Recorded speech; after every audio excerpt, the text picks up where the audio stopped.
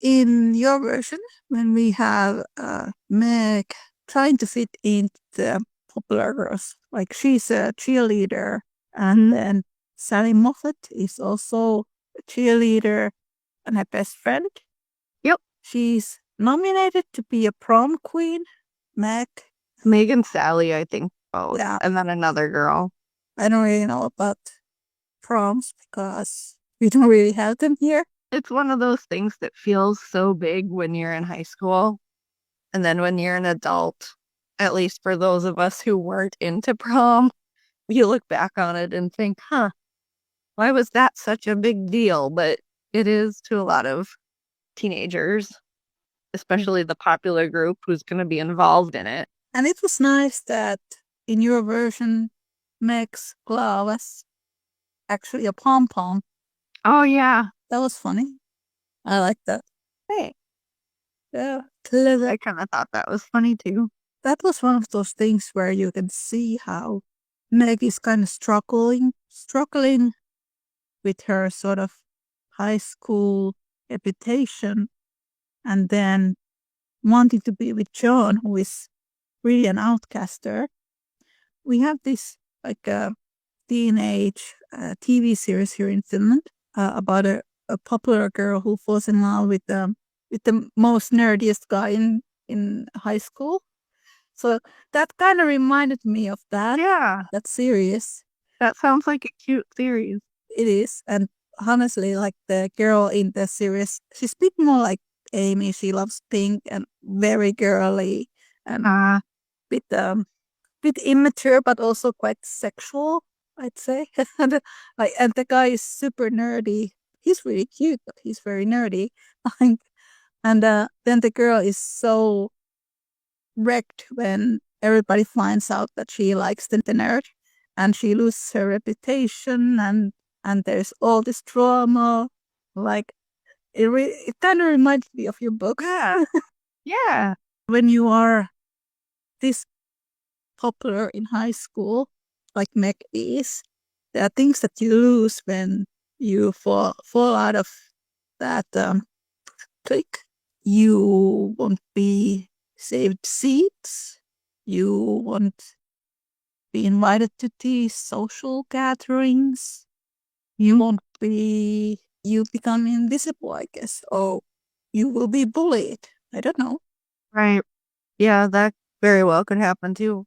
No, in my story, I didn't have to deal too much with the fallout because it was at the end of the year and they were all graduating, and there was some of that with the prom stuff and the also kids I don't think really look to the future very much. They don't really see what's happening past next week, a lot of them. So even though the whole high school was coming to an end for my characters, the whole social thing still was very, especially for the main character, very important to her. Whereas as adults, you and I can look and say, okay, in a month, this experience won't matter.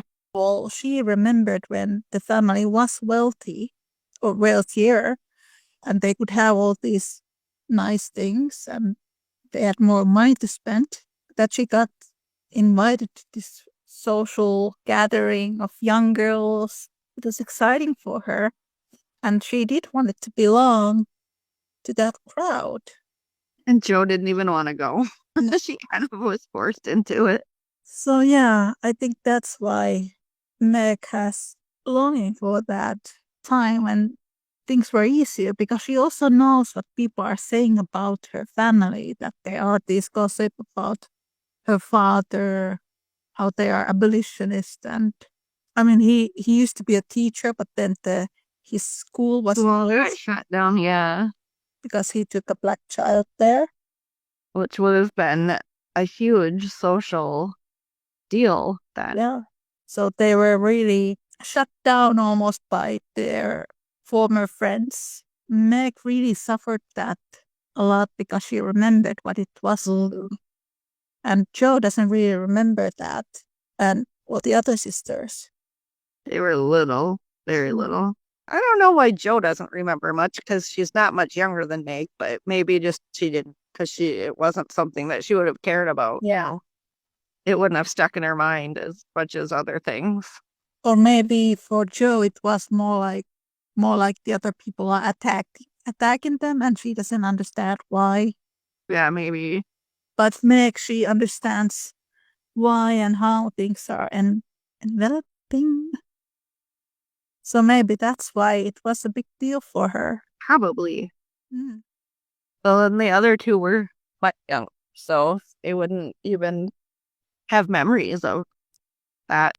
I liked in your book when we have these moments when Meg is sort of trying to figure out who she is and what she wants from life. Because I think that's one of those things in Meg's character that are really important in the original novel. How she starts to form her own identity, but then she really struggles to find the things that are important to her because of this social pressure that's has huge impact on her. I think it has a bigger impact on her than Joe and Amy and others. Yeah, it's almost like she's grown up thinking that this is exactly what she wants, and then all of a sudden she realizes maybe what she's always thought she's wanted isn't actually the best things in life to strive for. But yeah, she is still, and well, like we said, she is the one who remembers what it was like to live a different life with more money and more invitations to these these gatherings and hanging out with richer people and all that. So yeah, I remember not really putting it together as a kid, but as an adult, it really struck me how when she comes home from the Vanity Fair, she basically tells her mom and Joe everything that happened and all the stuff that she didn't like about being with those girls and those people and the gossips and the what people were saying. There was a lot of that she didn't really like, but as a kid, all I remembered was, the dressing up and the ball, the fun and all that. Yeah, and then there was the rumor that Meg's mom had been planning Meg and Laurie to marry, and Meg was so angry about that. And Mommy was really angry about it. I think there was some of that in your novel too, that, oh, she's after the Lawrence boy.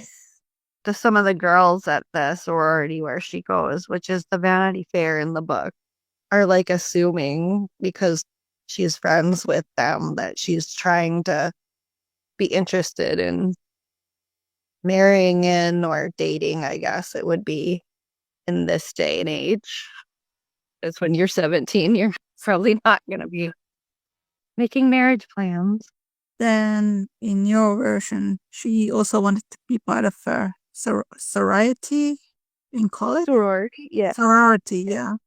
So that's what the Vanity Fair ended up translating to. It was in my book, it's like a preview day of the various sororities that she goes to and thinking, oh, this is what I've always wanted to be in my whole life. And so excited to check that lifestyle out. And then, as in the original, she comes away from the experience thinking, oh, well, there's some good, but some maybe not so good. And kind of reevaluating her idea of what it is and if she really wants to be a part of it. Thank you so much for listening. Take care and make good choices.